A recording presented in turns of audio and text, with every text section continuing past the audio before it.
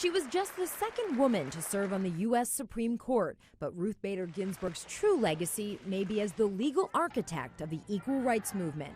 She graduated at the top of her class at Columbia Law School. Her career began in the 1950s when sexual and racial discrimination was a fact of life. Not a law firm in the entire city of New York bid for my employment as a lawyer.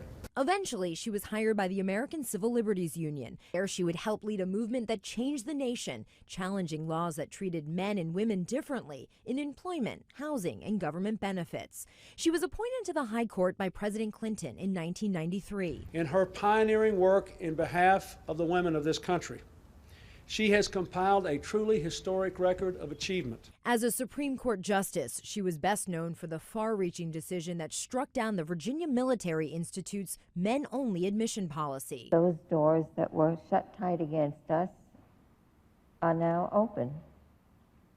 So, long-term, I remain optimistic. Justice Ginsburg was known as a judicial workhorse. She worked throughout her treatment for cancer in 1999 and again 10 years later. In January 2019, her recovery from surgery to remove cancerous lesions from her lung forced her to miss oral arguments, but she continued working from home.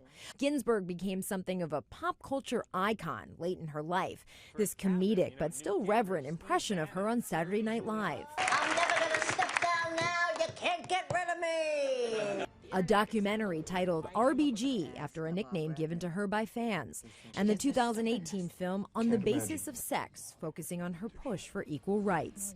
On social issues like civil rights, abortion, and separation of church and state, she was a consistent liberal, yet she won the admiration of many conservatives for her grasp of the law and carefully considered opinions.